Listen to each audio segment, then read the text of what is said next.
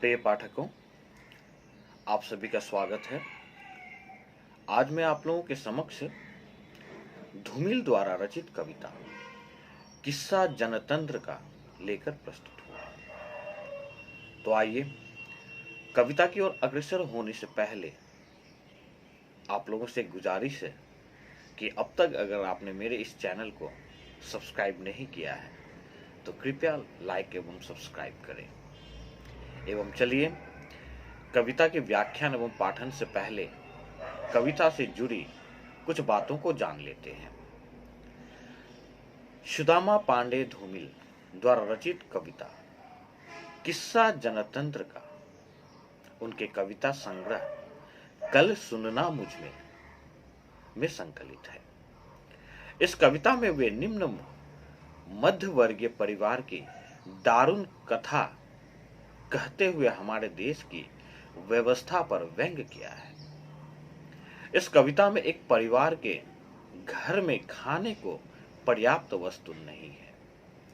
यहाँ रसोई की गृहिणी के घुसने से लेकर उसके थोड़े आटे से रोटी बनाने और पति द्वारा खाना खाकर दफ्तर के लिए निकलने तक की कहानी को बहुत ही मार्मिक ढंग से दर्शाया गया है। घर में आटा इतना कम है कि आंगन में खेलते बच्चों को भी रोटियां पूरी नहीं पड़ती। स्त्री रोटियां बनाते हुए हिसाब लगा रही है कि किसको कितनी रोटी दी जाए। इसके बाद पति की थाली में 3 रोटियां आती है, जिसे देखकर उनका हृदय दुख से भर उठता है, पर फिर भी वह रोटी खाकर काम पर निकल जाते हैं।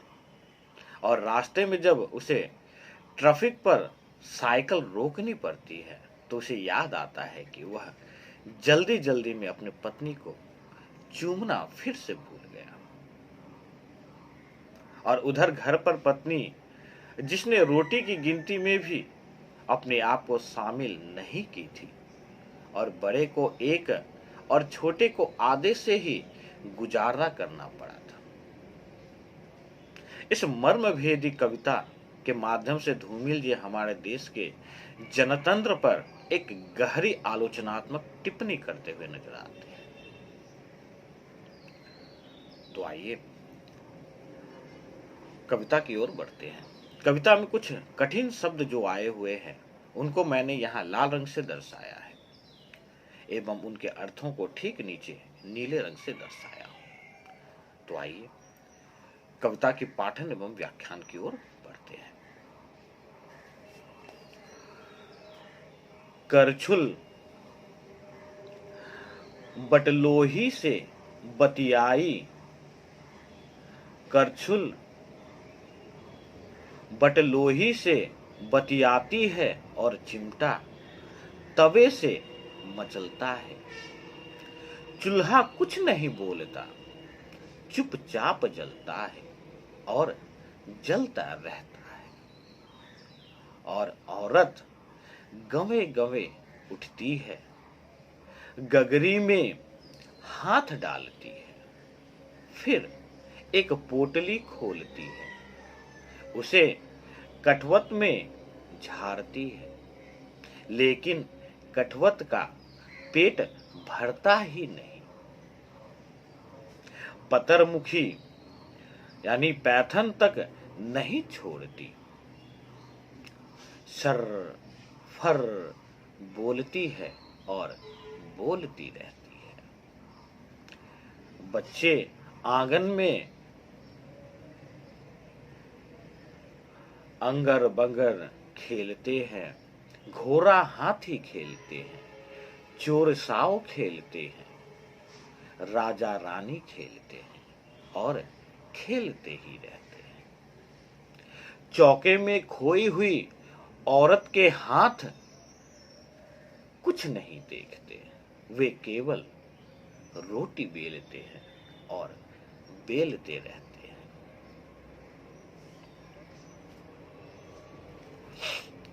तो आइए इस मार्मिक कविता के प्रसंग की ओर बढ़ते हैं। प्रस्तुत पंक्तियां धूमिल द्वारा रचित कविता किस्सा जनतंत्र का से लिया गया है। इन पंक्तियों में धूमिल जी ने एक निम्न मध्य वर्गीय परिवार की दारुण कथा कही है, जिसके घर में खाने को भी पर्याप्त वस्तु यानी आटा नहीं है। तो आइए इन पंक्तियों की व्याख्या करते हैं। प्रस्तुत पंक्तियों में धूमिल जी एक गरीब परिवार की दयनीय अवस्था को दर्शाते हुए कहते हैं कि घर की गृहिणी चौके में करछुल, चिमटा और दूसरे बर्तनों के साथ तवे पर रोटी बनाने को तैयार है। इसे देखकर चूल्हा कुछ नहीं बोलता, वह चुपचाप है और वह गृहिणी धीरे धीरे उठती है और एक छोटे से बर्तन में हाथ डालकर पोटली टटोलती है, फिर उसे कठवत अर्थात आटा सानने वाले बर्तन में झारती है, पर उस आटे से उस बर्तन का पेट भी नहीं भरता, अर्थात वह बर्तन पूरी तरह नहीं भरता है। इसके बाद गृहिणी आटा सानकर रोटी तवे पर डालती है, पर वह रोटी इतनी पतली है कि वह तवे पर ही सट जा रही है और उस सटी हुई रोटी को तवे से निकालने पर सरफर की आवाज आ रही है। धूमिल जी आगे कहते हैं कि बच्चे आंगन में विभिन्न प्रकार के खेल खेल रहे हैं, जैसे हाथी घोड़ा, चोर साव, राजा रानी इत्यादि खेल खेल रहे हैं, पर इधर चौके में रोटी बनाती युवती को कुछ नहीं दिखता। वह केवल रोटी बनाने जा रही है और यह इस परेशानी में है कि इस थोड़ी सी आटे से बनी हुई रोटियों को किस प्रकार से आपस में बांट कर खाया जाए। तो आइए अगली पंक्ति की ओर बढ़ते हैं।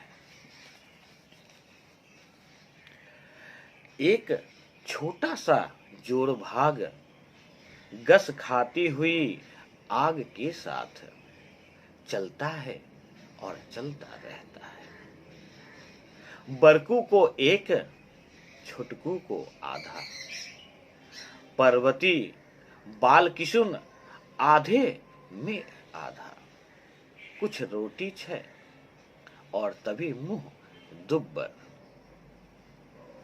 दरबे में आता है, खाना तैयार है, उसके आगे की थाली आती है, कुल रोटी 3, खाने से पहले मुंह दुब्बर।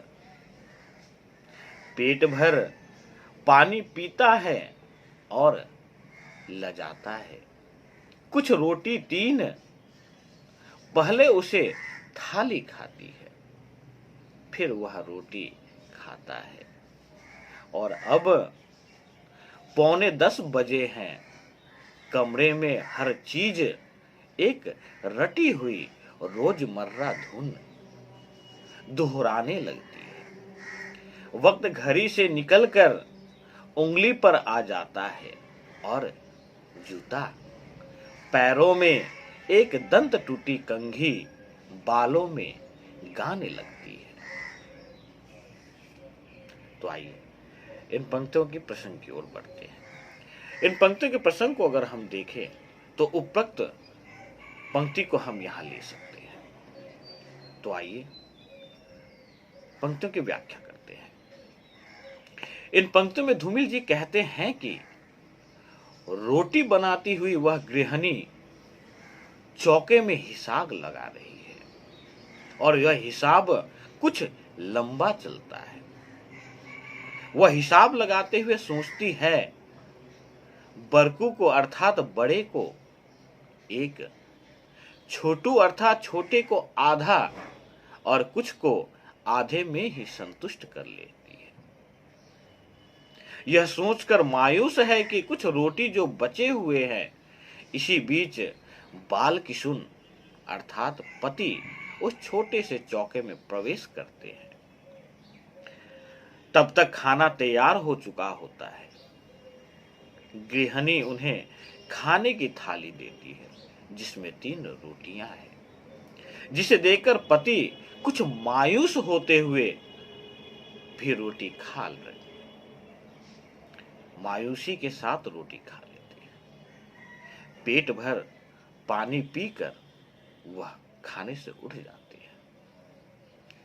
धूमिल जी कहते हैं कि घड़ी में 9:45 बजे हैं और हमेशा की तरह वक्त दस्तक देने लगते हैं।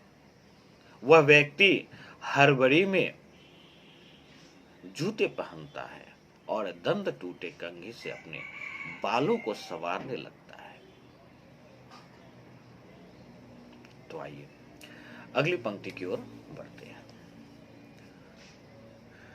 2 आंखें दरवाजा खोलती है, 2 बच्चे टा टा कहते हैं।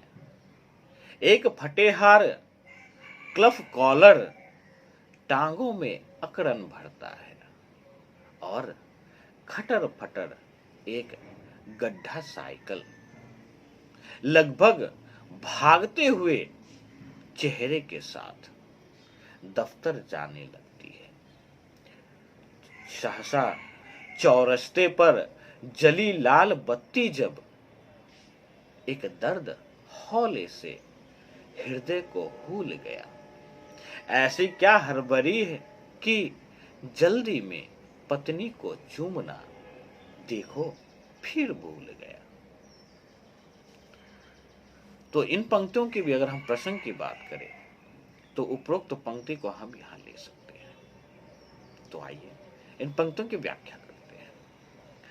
प्रस्तुत पंक्ति में धूमिल जी कहते हैं कि 2 आंखें अर्थात गृहिणी दरवाजा खोलती है, दोनों बच्चे हमेशा की तरह टाटा करने लगते हैं और वह व्यक्ति फटे हाल जिसकी कमीज की कॉलर फटी हुई है अपने 2 पैरों में अकड़ता हुआ अकरन भरता हुआ टूटी फूटी साइकिल लेकर घर से निकल पड़ता है।